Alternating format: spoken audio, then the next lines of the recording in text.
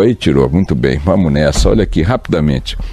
Eu queria comentar com vocês o seguinte: na minha coluna da Isto É, eu estou publicando nesta semana algumas notas em sequência e que foram apuradas aqui pelo meu companheiro, o Pablo Fernandes, e que eu queria contextualizar com vocês. A primeira delas é a seguinte: presenteado com uma tornozeleira eletrônica e em prisão domiciliar há 9 meses, o ex-diretor da área internacional da Petrobras, Nestor Cerveró, lembra do Cerveró? Bom, vai faturar um agrado de Natal. A partir de 24 de dezembro, há tempo de comer aquele peru maravilhoso em casa, cheio de farofa e passas, ele poderá sair de casa nos dias úteis, entre 10 da manhã e 8 da noite, e zanzar livremente por aí como qualquer um de nós, tá? Então ele vai sair, acho que... Ele fica com tornozeleira, Pablo Cerveró? Sim, com tornozeleira, mas dá para ir circular, restaurante, cineminha, visitar a sogra, etc e tal.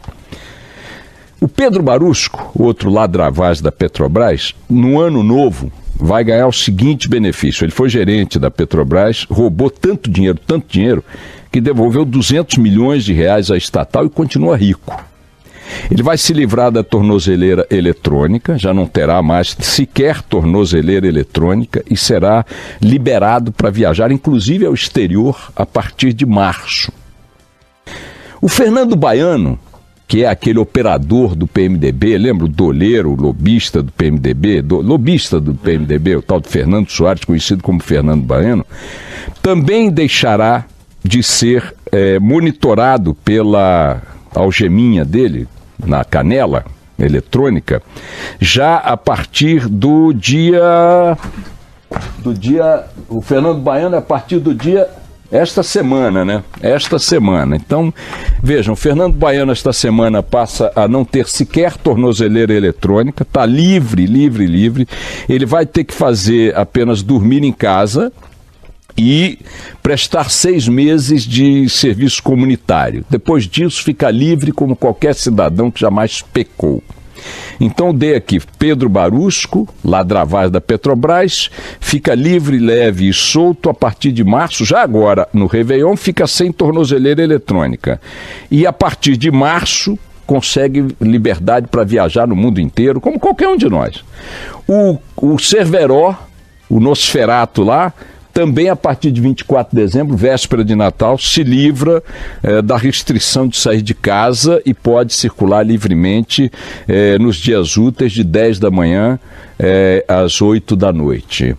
O Fernando Baiano, março, já falei, o Pedro Barusco também, o Fernando Baiano já a partir desta semana e o Pedro Barusco a partir de março. E o Odebrecht, lembram do Marcelo Odebrecht? Pois bem, o herdeiro da construtora Odebrecht, que foi o autor, lembram do pai, a delação, pai de todas as delações e tal, mãe de todas as delações? Pois bem, o Marcelo Odebrecht, que está preso desde junho de 2015, deixa a cadeia agora, no dia 19 de dezembro, também fica liberado, passando a cumprir pena em casa, naquele esquema de tornozeleira eletrônica que vocês conhecem.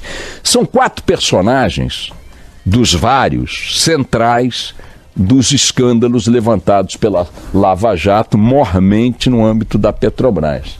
Então vejam, o que o país está vivendo de escândalos de corrupção, dentro do simbolismo dessa área e desses escândalos, a Petrobras é a joia da coroa, porque foi ela que deu origem, ou a roubalheira dentro dela, que deu origem à Operação Lava Jato, que está concluindo aí seu 4º aniversário.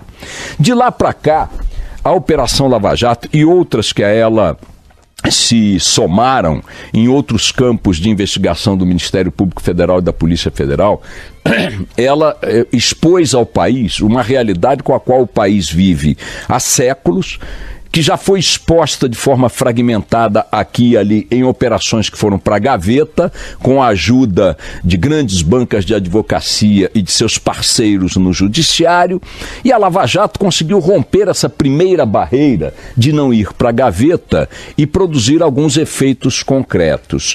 Que efeitos concretos? Temos aí uma boa recuperação de dinheiro, temos aí várias prisões inimagináveis em outros tempos, como Cabral, Cunha, aquele que foi ministro da Fazenda do Lula, o Palocci, figuras e tal, Gedel Vieira Lima e tal.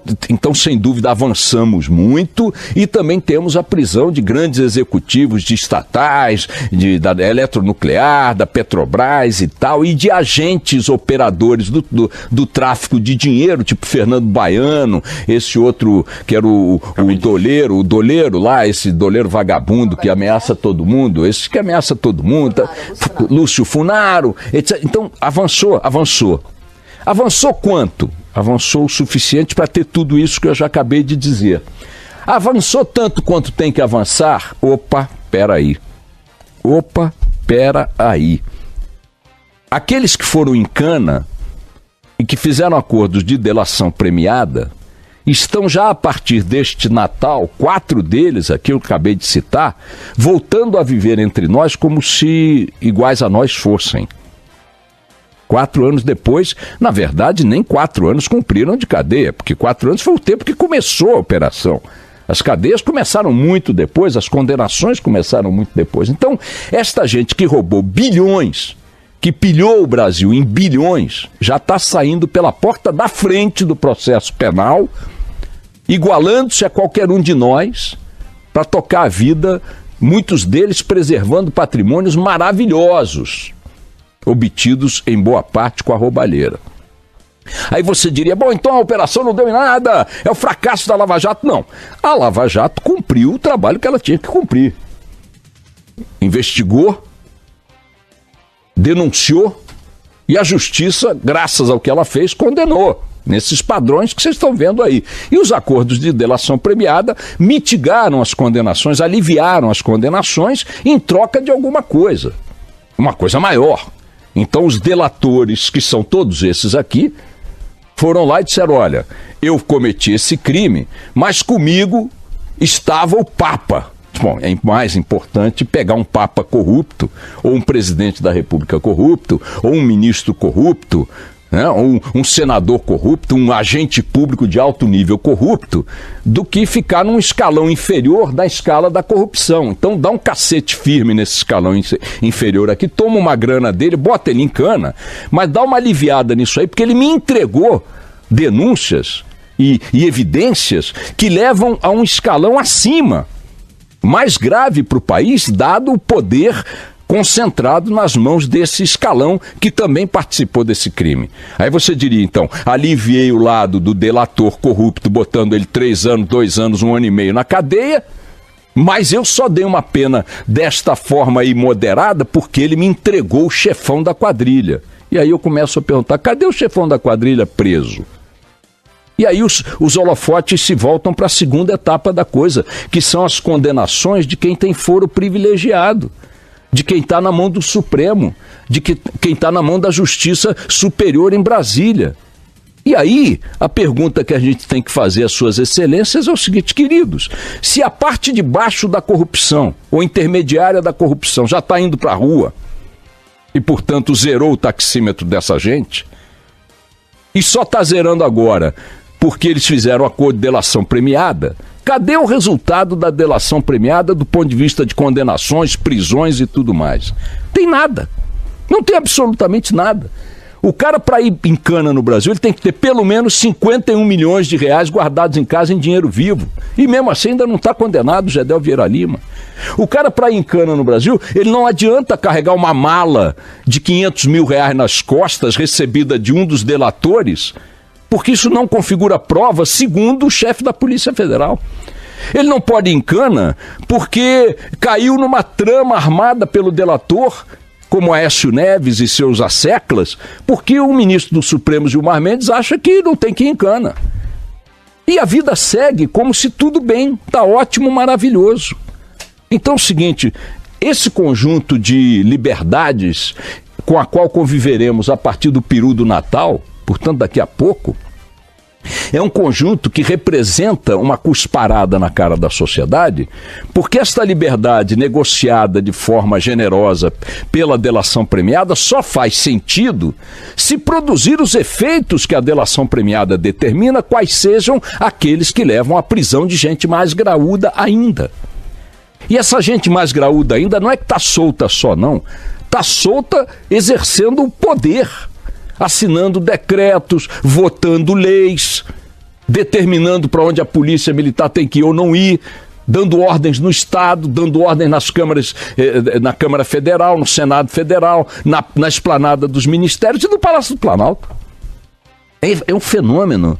A Lava Jato está sendo colocada em xeque, não porque não fez o que tinha que fazer, não porque não se empenhou, não porque não trouxe os escândalos à tona, ao sol.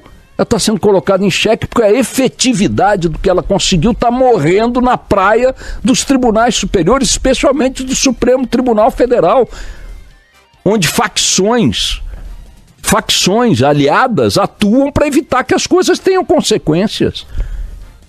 E é uma brincadeira que isso esteja dessa maneira acontecendo, é uma brincadeira. Fica aí o registro. Outra coisa que eu queria dividir rapidamente com você está nessa sonora aqui do ministro Moreira Franco, sobre as negociações para votação da reforma da Previdência. Solta o som aí. A política é diálogo. A pressão, concessão são coisas atitudes que fazem parte do relacionamento humano. As pessoas vivem assim, ouvindo, fazendo concessões, avançando, melhorando. O Moreira Franco é talvez o quadro intelectualmente mais qualificado dali da esplanada dos ministérios. Conheço há muitos anos, há muitas décadas, fui assessor de imprensa dele nos anos 70, na prefeitura de Niterói, alianças políticas lá do Partidão com ele. Depois fui secretário de Estado dele por 6 meses, no início do governo dele, em 1987, né? Fiquei 6 meses lá, até cair na real e me mandar pela porta lateral. E na condição de um quadro intelectualmente qualificado, o Moreira tem elaborações, né, discursos, que você sentado na plateia tende a entubar como se fosse assim a expressão da mais pura inteligência aplicada à verdade, ou da mais pura verdade aplicada à inteligência. Então, diante da escandalosa negociação que se faz em torno do projeto da reforma da Previdência hoje no Congresso Nacional, o Moreira joga para a população a ideia de que isso é algo que nós praticamos no nosso dia a dia. Ô Moreira, tu é inteligente, é preparado, mas não é 10, né? Tem malandragem, claro que tem malandragem, Moreira. Só quem não te conhece te compra como você quer se apresentar e se vender. Isso aí é um discurso baseado em várias leituras, bibliotecas, autores e tal, para empulhar a população com a ideia de que o que vocês estão fazendo aí é o que o cidadão faz na sua vida, a vida das pessoas. As pessoas vivem assim. Você acha mesmo, Moreira, que as pessoas vivem assim? Ou bem a reforma da Previdência é uma coisa necessária, não vou nem entrar no mérito, ou ela é necessária e ela tem que ser aprovada porque ela é necessária. Ou ela é desnecessária e ela tem que ser arquivada porque ela é desnecessária. A única coisa que ela não é, Moreira, e aí você pode engolir e vomitar quantos filósofos você quiser, é material para fazer essa barganha escandalosa de bucaneiros, de assaltantes, de bandidos, de vagabundos no Congresso Nacional e no Executivo, dando pátina filosófica a isso, como se fosse natural que para aprovar um projeto relevante para o país ou arquivá-lo pela sua irrelevância, eu tenho que dizer que eu quero emprego, cargo, verba, nomeação de amante, de primo, de sobrinho, de parente, emendas e tudo mais. Isso é um escândalo, Moreira. As pessoas não são assim, Moreira. Não são. As pessoas que estão agora dentro dos trens, dos ônibus, lutando nas cidades para sobreviver, para criar os filhos, para poder conseguir um remédio no hospital, uma internação, são pessoas que não fazem esse tipo de barganha na vida por estas questões pétreas. Absolutamente. Você tem um problema na sua comunidade, se alguém ficar usando a solução desse problema para chantagear a comunidade, esse alguém é expelido da comunidade. Esse alguém é banido do meio social em que vive. Só nesse meio nojento, asqueroso, imoral e amoral em que você está inserido, Moreira, é que as coisas são assim. Não tenta vender isso aí como sendo um valor geral dos pais de família, das pessoas, Moreira. Lê muito para dar cor de valor de diamante ao que apenas é vidro, não vale, Moreira. Isso aí é manipulação intelectual, coisa feia para um cara com teu currículo, viu? Vamos nessa.